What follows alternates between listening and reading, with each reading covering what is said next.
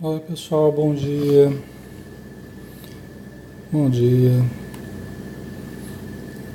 Conseguem ouvir? Bom dia a todos. Atrasei um pouquinho aqui, mas vamos começar, né?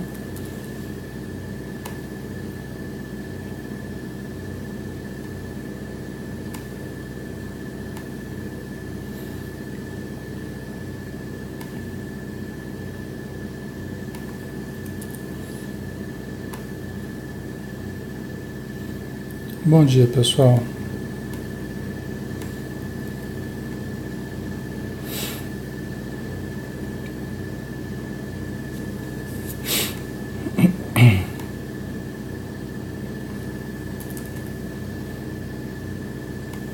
Vamos fazer a nossa prece, né? Aí a gente inicia o estudo de hoje, tá?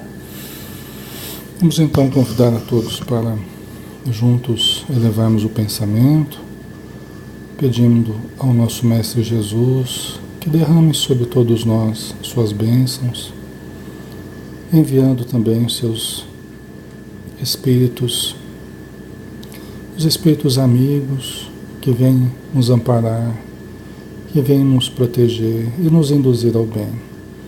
Abençoa, Senhor, nosso estudo, clareando as nossas mentes, os nossos corações, acendendo a luz do amor no nosso íntimo, para que todos possamos sair daqui logo mais, levando conosco essas suaves irradiações que colhemos neste momento.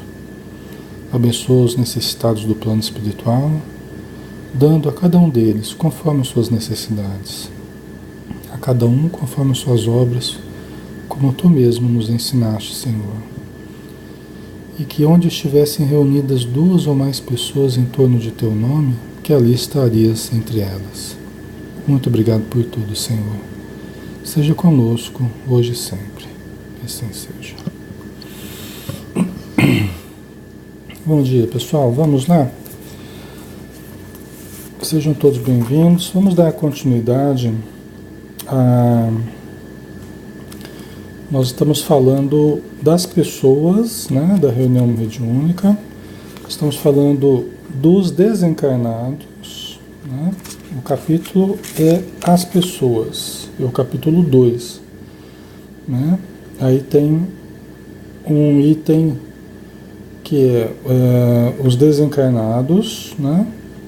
Nós vamos falar o terceiro item sobre os desencarnados, né? Nessa parte dos desencarnados. No meu livro aqui é página 123, tá? Ok? Então vamos lá. Falar sobre os obsessores. Quem são os obsessores, né? Todo o capítulo 23 da obsessão de O Livro dos Médiuns é dedicado ao problema da obsessão que Kardec considera, com a lucidez que o caracteriza, um dos maiores problemas decorrentes do exercício da mediunidade. Define ele como obsessão o domínio que alguns espíritos logram adquirir sobre certas pessoas. Tá? Então, nós havíamos começado já esse trechinho aqui na semana passada, mas como não deu tempo para a gente desenvolver muito, né? Então nós pegamos do início de novo aqui. Primeira coisa que nos chama a atenção, né? O Allan Kardec dizendo que um dos maiores, o Hermínio Miranda citando Allan Kardec, né? Que uma das maiores dificuldades do trato mediúnico, vamos dizer assim, né? Do contato com os espíritos, do exercício da mediunidade, é a obsessão. Mas quando isso, pessoal? Quando nós adentramos o campo mediúnico, quando nós adentramos a reunião mediúnica, ou quando nós nos arvoramos, ou começamos a ter contatos com os espíritos, sem cuidado. Quando nós começamos a fazer sem a seriedade necessária, sem a mudança de hábitos necessária, sem a melhoria necessária da nossa estrutura de vida, dos nossos sentimentos, dos nossos pensamentos, sem a adequação da nossa vida às exigências para se trabalhar com a mediunidade. Né? A mediunidade não é algo assim fantástico, miraculoso, distante de nós. Não, é algo muito próximo. E justamente porque é algo muito próximo, é algo do nosso dia a dia. E que se nós não soubermos manejar a mediunidade com o equilíbrio necessário, nós entramos na faixa da obsessão.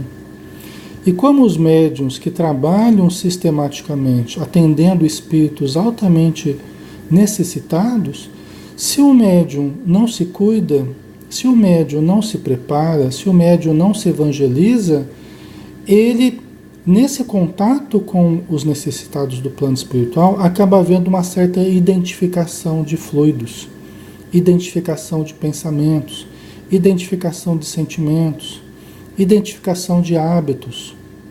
Daí todo o risco da obsessão. Daí todo o risco da obsessão. Entendeu? Não é pelo simples fato de participar de uma reunião mediúnica, não é pelo simples fato de ser médium, mas pelo fato de não se cuidar, pelo fato de não se modificar. Né? Isso é o que gera identificação, é o que gera sintonia num nível mais inferior, vamos dizer assim. Uma coisa é você ser médium e você estar numa boa vibração e você ter uma boa condição para ajudar os necessitados. Outra coisa é você chegar tão necessitado quanto o obsessor. Uma coisa é você chegar na reunião mediúnica tão perturbado, assim, tão necessitado, né, quanto os próprios espíritos que estão ali. Mas aí eu falo por falta de cuidados, né? Porque é normal que o médium sinta a presença, é normal que o médium sinta certos sintomas, é normal que gera um certo peso sobre o médium, né? Maria Inês, neste trabalho, o que percebi que deveria fazer foi a mudança do meu hábito, né? Então, o mais importante para os médiuns é se cuidarem, é manterem uma boa sintonia, né? Um padrão vibratório bom. A única proteção do médium, de fato, é o seu padrão vibratório, que é a média, é o padrão, né? É a média da sua vibração. É a única proteção efetiva, né? É lógico que os espíritos nos ajudam, nos protegem, mas eles também só vão conseguir nos proteger de forma efetiva se nós mantemos um determinado padrão vibratório. Senão nós mesmos ficamos criando problemas para nós de uma forma indevida, né? Certo? Então o risco aqui que Allan Kardec fala, né?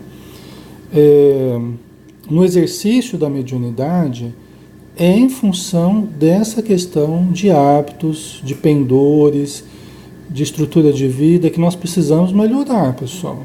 Nós podemos adentrar da reunião mediúnica, podemos melhorar dos sintomas que estávamos sentindo, tal, é uma maravilha. É muito bom o exercício da mediunidade, mas nós precisamos nos melhorar na mesma proporção que as nossas responsabilidades vão aumentando. Senão a gente não dá conta de continuar, a gente não dá conta de auxiliar os necessitados que nos chegam. A gente acaba tão necessitado quanto eles. Tá?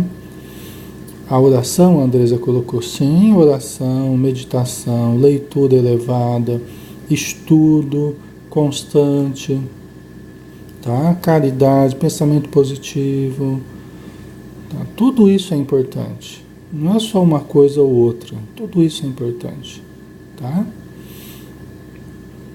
Mas é que as pessoas, elas entram na reunião mediúnica, por exemplo, aí passa a novidade, tá? Elas começam a entrar numa certa rotina e acha que por já estar na reunião mediúnica já chegou no ponto que tinha que chegar. E não é. Tem que estudar, tem que se aperfeiçoar, tem que se melhorar, senão é caminho para a obsessão, pessoal. É caminho para a obsessão. Lidar com mediunidade sem cuidado sem se aperfeiçoar é caminho para a obsessão. Tá? E isso não que a pessoa, às vezes a pessoa já estava obsediada, né? Então ela recebe a oportunidade de ir para a casa espírita, recebe todo o apoio, recebe toda, né? Os instrumentos para ela melhorar. Aí ela ganha um fôlego, né? Toda aquela ajuda, aí ela melhora, né? Estuda, começa a participar, tal, aí chega a reunião mediúnica. Aí começa a exercer a mediunidade e tal, e tá tudo indo muito bem. Mas se ela se acomodar, né, aí o risco aumenta de piorar de novo, né? De cair de novo na situação obsessiva, né? Grave, né? Ok?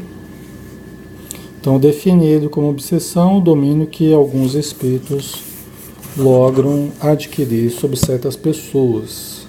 Em artigo para Reformador, escrevi o seguinte: a palavra obsessão é termo genérico de um fenômeno que pode desdobrar-se em três principais variedades: a obsessão simples, a fascinação e a subjugação. A primeira delas é a menos perniciosa, porque usualmente o médium, pois todo obsediado tem forte componente mediúnico, todo obsediado é um médium, nem todo médium é um obsediado, mas todo obsediado é um médium. Ele está sentindo, em maior ou menor grau, a influência nociva de certo espírito. Né? A primeira delas é a menos perniciosa, porque usualmente o médium, pois todo obsediado tem forte componente mediúnico, está consciente das manobras e dissimulações do espírito, o que certamente o incomoda, mas não o perturba a ponto de provocar desarranjos mentais. A obsessão simples, né, é aquela mais pontual, né, em que não há um domínio completo do espírito necessitado sobre a pessoa. Né? A gente recebe telepaticamente essa influência. Através do córtex, a gente recebe essa influência telepaticamente através de sugestões. A princípio, de forma pontual. Uma aqui, outra ali. A gente sente uma coisa aqui, sente uma coisa ali, né? Mas não é aquela influência constante. Se nós vamos aceitando essa influência, esse pensamento que nos é sugerido, um mau hábito, uma atitude negativa com relação a alguém, se nós vamos aceitando, aí nós vamos caminhando para a fascinação, que é o segundo estágio, tá? Que é o segundo estágio. Quando alguns pensamentos nocivos vão se fixando na nossa mente. Então, nós vamos atingindo as áreas subcorticais, nós vamos fixando certos pensamentos nocivos, certos conceitos nocivos, certas ideias esdrúxulas, exóticas, certos comportamentos exóticos com relação à vida ou com relação à espiritualidade, à mediunidade. A gente vai aceitando certos equívocos como se fossem verdades. Né? Por quê? Porque os espíritos infelizes vão incutindo e nós vamos aceitando. Aquilo que começou de forma pontual agora está constante. Essa influência agora é constante. Tá? E a pessoa, na fascinação, ela começa a se afastar daqueles que pensam o contrário. Começa a se afastar daqueles que poderiam ajudá-la. Começa a se afastar das pessoas que de alguma forma expõem pensamentos que vão contra aqueles pensamentos que ela incutiu dentro dela. Né? E aí vai agravando, né? Porque afastando as pessoas que poderiam ajudá-la, ela não tem mais aqueles que poderiam fazê-la refletir, analisar. Né? E aí vai aprofundando até o nível da subjugação. O subjugação, terceiro estágio, como o Hermínio Miranda falou aqui, que aí quando se atinge regiões mais centrais do cérebro, inclusive na área vegetativa, no controle de certas sensações corporais, no controle das emoções. Aí o espírito está controlando várias áreas da nossa vida, várias áreas do nosso corpo, né, do nosso comportamento, tá? Aí a gente chega na subjugação. Quando nós somos manietados, somos controlados pelos espíritos. Sumiu totalmente a nossa vontade? Talvez não. Sumiu totalmente o nosso pensamento? Talvez não. Mas o nosso pensamento e a nossa vontade agora estão mesclados ao pensamento e à vontade da entidade obsessora ou das entidades. Tá? Existe uma mistura, de tal modo que o que passa constantemente na minha mente é uma mescla, é uma mistura dos pensamentos meus com os pensamentos dos obsessores.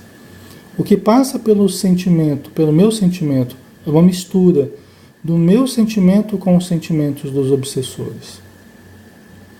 Vocês entendem? Então, isso vai caminhando, o estágio obsessivo, o nível de obsessão vai acompanhando o nível de deterioração psicológica, psicoemocional.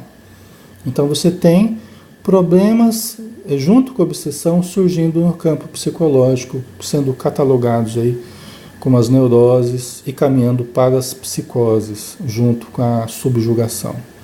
Quer dizer, à medida que você vai aprofundando a obsessão, você vai tendo, ao mesmo tempo, o desenvolvimento de problemas psicológicos, psiquiátricos, que acompanham passo a passo a obsessão.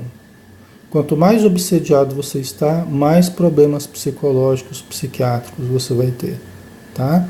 É uma área que a gente trabalha, né? Na área da psicologia a gente trabalha como psicoterapeuta, então é uma área que a gente tem observado bastante a relação entre o psicológico e o espiritual, a mediunidade, né?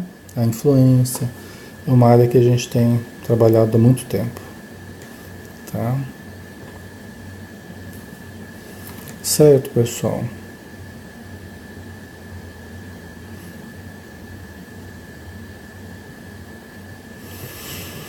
Ok? Então vamos lá.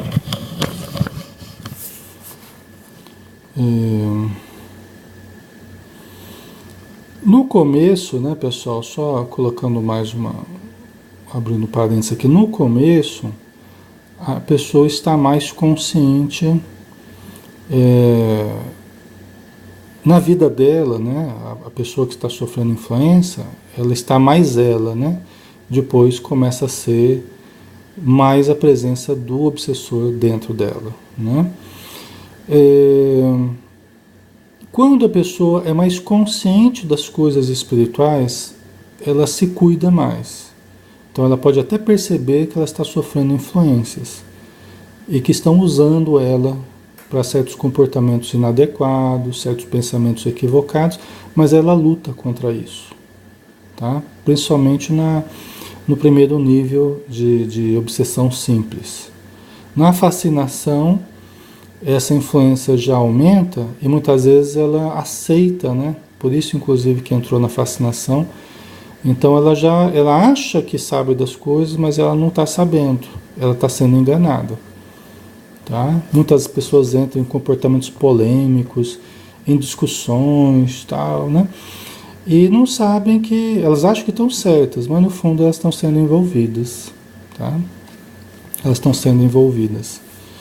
Aí continuando aqui, né? Esse artigo prossegue comentando Kardec para dizer que a fascinação é bem mais grave, porque o agente espiritual atua diretamente sobre o pensamento de sua vítima, inibindo-lhe o raciocínio e levando-a à perigosa convicção de que as ideias que expressa, por mais fantásticas que sejam, provêm de um espírito de elevado gabarito intelectual e moral. Seu engano é evidente a todos, menos a ele próprio, que segue fascinado e servil o espírito que se apoderou sutilmente de sua mente. Vocês estão entendendo? Então, no caso da fascinação, aí a pessoa já aceitou a influência, ela já aceitou aqueles pensamentos esdrúxulos, aquelas práticas equivocadas, já aceitou é, certas comunicações que ela acha que são de espíritos elevados e são espíritos enganadores. Então, ela acha que quem não acredita nas comunicações que ela acredita ou que ela está dando é porque são pessoas que não gostam dela, são pessoas que estão inveja dela, são pessoas que não querem ver ela melhorar e tal. Aí, quer dizer, a pessoa está aceitando totalmente o pensamento dos irmãos infelizes, né? E aí ela se trata, ela mesma trata de afastar as pessoas, né?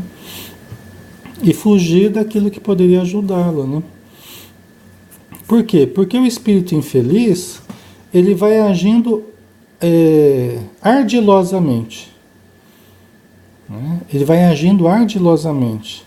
No sentido, como diz Kardec aqui, de inibir-lhe o raciocínio e levando a pessoa à perigosa convicção de que as ideias que expressa, por mais fantásticas que sejam, provêm de um espírito elevado. Né? Quer dizer, é muito perigoso isso aqui, inclusive para os grupos novos, mediúnicos, né? Os grupos mediúnicos novos, que não têm muita experiência, que não têm essa malícia, às vezes entram de cabeça, grupos inteiros entram de cabeça em pensamentos equivocados, em práticas estranhas, porque certo espírito está conseguindo fascinar o grupo. Às vezes começa uma comunicação elogiando todo mundo, né? Falando que esse grupo é maravilhoso, que esse grupo é único, que esse grupo... Os espíritos amigos, eles estimulam a gente, eles agradecem, né? Eles estimulam, eles pedem, né, um empenho nosso. Isso é normal que eles façam, os bons espíritos, né? Mas os espíritos enganadores, eles vêm ressaltando o nosso ego, né? Eles vêm falando de pretensas qualidades que nós não temos.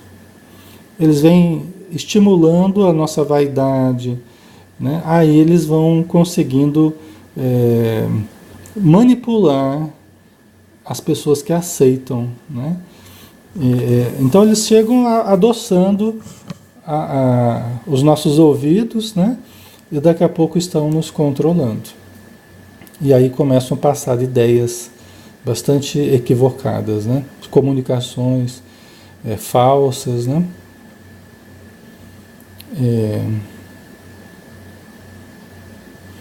Ana Guarani, bom dia. Interessante que você fala, já vivi isso, mas o espírito teve que ir embora, se fazia passar por Jesus. Tá? Então. Aí Maria de Nazaré, né? Jesus, Kardec, Chico Xavier, aí vai, né? Não que esses espíritos não possam se comunicar, mas é muito pouco provável que o façam nos nossos grupos, né? De uma forma constante, né? E mesmo de uma forma pontual, né? É muito pouco provável, né? Então, nós temos que ter guardado o senso de proporções, né? Nós estamos ainda na condição de quem vai receber comunicações daqueles que estão mais próximos de nós. É um espírito amigo que nos auxilia, às vezes é um parente, né? Um mentor da casa, alguém mais ligado, mais próximo a nós, né? Então, grupos, principalmente grupos inexperientes, mediunidades inseguras ainda, que começam a dar comunicações muito pomposas, nomes muito pomposos, né? Cuidado que nós temos que ter, pessoal. Cuidado, né? E, inclusive, se percebemos que há alguma coisa diferente em termos da presença que quer falar, no final da reunião, você atendeu lá um monte de necessitados, vai ter uma mensagem final. E você sente uma vibração muito elevada, você sente um bem-estar muito grande, e você dá a comunicação dessa entidade, não precisa nem falar nomes. Se você perceber que é um espírito de uma elevada condição, né? É bom nem falar o nome.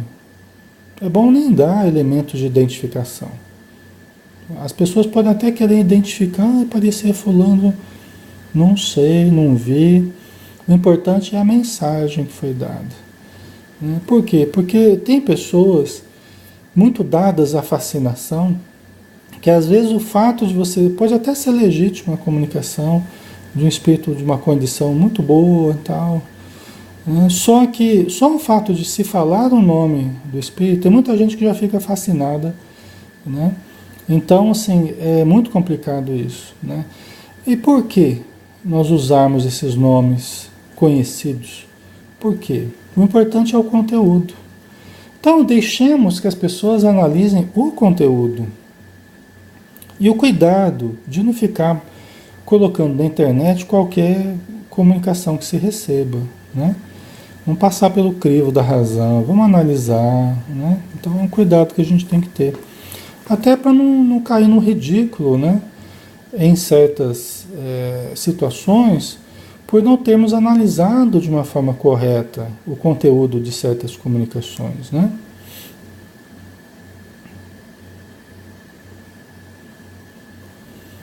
A Maria Camacho. Infelizmente, há médiuns tão fascinados que levam outras pessoas a crer na luz que essa pessoa insinua ter, né? Precisa muita vigilância, oração. O que vai dar elementos para a gente analisar se certa comunicação é mais elevada ou não, é a vibração que a gente sente. O grupo sente uma vibração, o médium sente uma vibração elevada. As palavras que são faladas, né, que atingem o sentimento das pessoas. Pode ser um espírito simples, pode ser um espírito muito simples, assim, muito singelo na sua condição.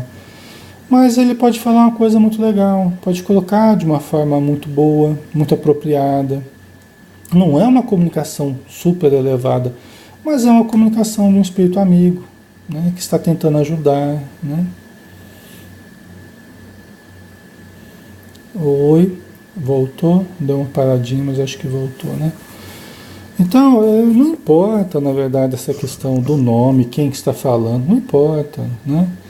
Nós temos que aprender a avaliar os conteúdos e pegar, o que importa é o conteúdo moral das comunicações, para que nós absorvamos esse conteúdo. E não apenas para dizermos, no nosso centro teve comunicação de fulano, de ciclano, né? Usar isso para aparecer, né? Usar isso para parecer ser melhor do que os outros, né? Não, isso é totalmente equivocado. O mais importante é o conteúdo moral que visa a nossa transformação, que visa o nosso aperfeiçoamento, tá? E isso nós não podemos deixar de lado, né? Certo? Na subjugação, diz ainda o artigo, Kardec distingue dois aspectos, a moral e a corporal. No primeiro caso, o ser encarnado é constrangido a tomar atitudes absurdas, como se estivesse completamente privado do seu próprio senso crítico. No segundo caso, o obsessor atua sobre os órgãos materiais e provoca movimentos involuntários, obrigando a sua vítima a gestos de dramático e lamentável ridículo. Tá. Então aqui é a subjugação, que é o terceiro estágio, né? Você tem, como disse Kardec, o aspecto moral e o corporal, né? E veja bem, isso aqui é bem verdade. Às vezes a pessoa não houve uma deterioração, não houve uma deterioração do pensamento, do sentimento, de uma forma tão profunda, mas a pessoa se encontra dominada corporalmente. Tá? Ela tem movimentos involuntários, ela tem comportamentos ridículos, porque ela não consegue controlar. Né? Mas não que ela tenha perdido a lucidez, não que ela tenha desenvolvido um problema psiquiátrico, esteja já esquizofrênica, mas ela está até razoavelmente consciente. Só que ela não consegue controlar. Por quê? Porque a entidade controla boa parte do seu comportamento, boa parte dos seus movimentos, inclusive, né? Então tem uma questão corporal e tem uma questão moral, né? Às vezes, inclusive a pessoa é médium e de condição bem interessante em termos mediúnicos. Só que isso, na subjugação, acaba facilitando mais o controle dos espíritos infelizes, né? Por quê? Porque eles se aproximam da pessoa e facilmente controlam o seu corpo, né? Às vezes não tem um controle total do pensamento da pessoa. Ela não está subjugada absolutamente em termos de pensamento e sentimento, mas fisicamente ela está muito controlada, né? Então ela se vê fazendo coisas que ela não gostaria de estar fazendo, mas ela não consegue controlar, tá? Todos esses casos que nós estamos citando aqui são casos reais que a gente já viveu, né? É que a gente não vai ficar citando, mas são situações que a gente tem vivido, né? Em cada estágio que as pessoas estão de obsessão, a gente já viveu isso em inúmeros casos e vive, né? Presencia na casa espírita, no consultório, inúmeros casos, né? Isso aqui não é uma fantasia, não é... Isso tudo é real, viu, pessoal?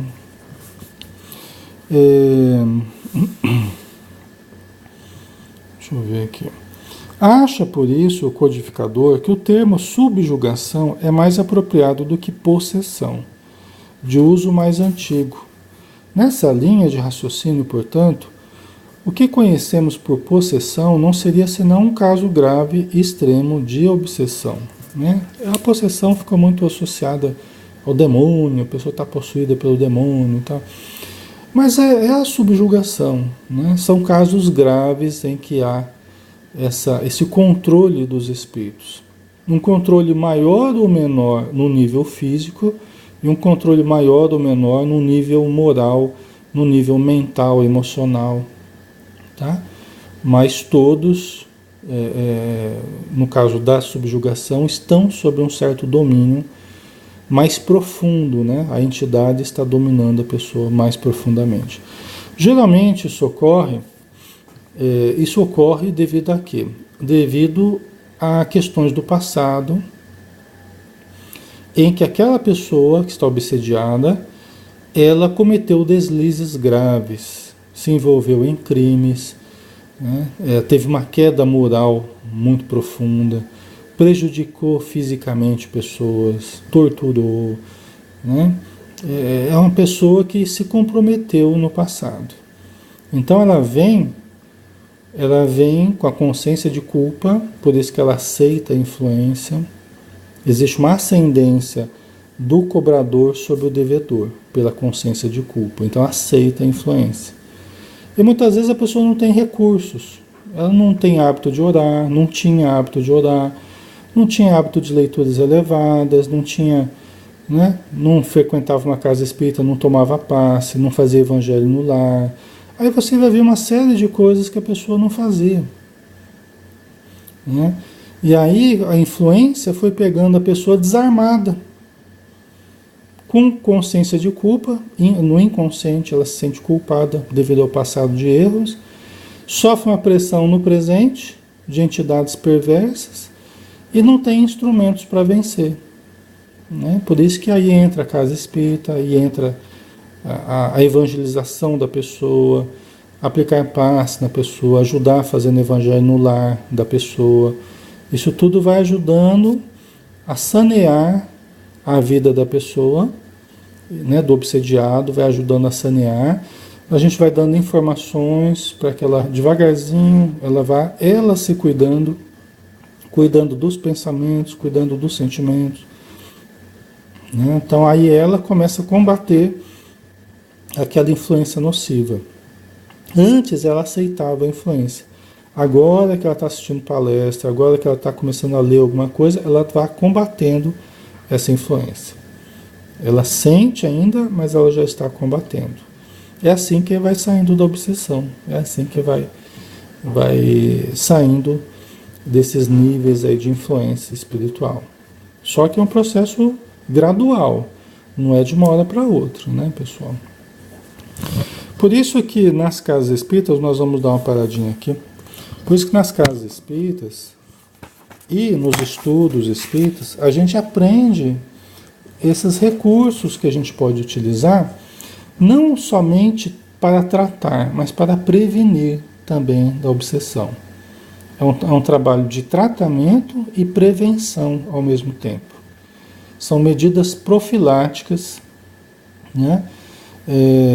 São medidas que visam tratar e medidas que visam prevenir. Ok? Tudo que o Espiritismo ensina diz respeito à nossa saúde mental e emocional. Fala alto ao nosso equilíbrio mental e emocional. Tá? Então, se a gente procura colocar em prática tudo aquilo que os Espíritos vão falando para a gente, através dos livros, né? Nós estamos nos protegendo contra, né? Ou nos tratando, saindo da obsessão, ou evitando entrar na obsessão. Tá? Nós vamos finalizar, pessoal, o tempo já está passando aqui, eu preciso finalizar o estudo, né? Vamos fazer uma prece para a gente agradecer a oportunidade que tivemos mais uma vez de tratarmos de assunto tão importante, que é um caso de saúde pública, de saúde coletiva, o capítulo das obsessões. Ajuda-nos, Senhor, a nos mantermos bem, relativamente equilibrados no terreno da obsessão, embora saibamos que nenhum de nós está isento de sofrer influências negativas, mas que possamos minimizá-las pelo cultivo da fé, do amor, da caridade, pelo cultivo do perdão, da compreensão, da humildade. Ajuda-nos, Senhor, para que tenhamos um excelente dia, fruto da nossa atividade constante e da nossa boa vontade perante a vida. Obrigado por tudo. Que assim seja. Obrigado, pessoal, pelo carinho, obrigado pela presença, pela participação, tá? Tenha um excelente dia e até de noite, né? Nós temos lá hoje nos domínios da mediunidade, hoje às 20 horas, tá bom? Um abração, até mais.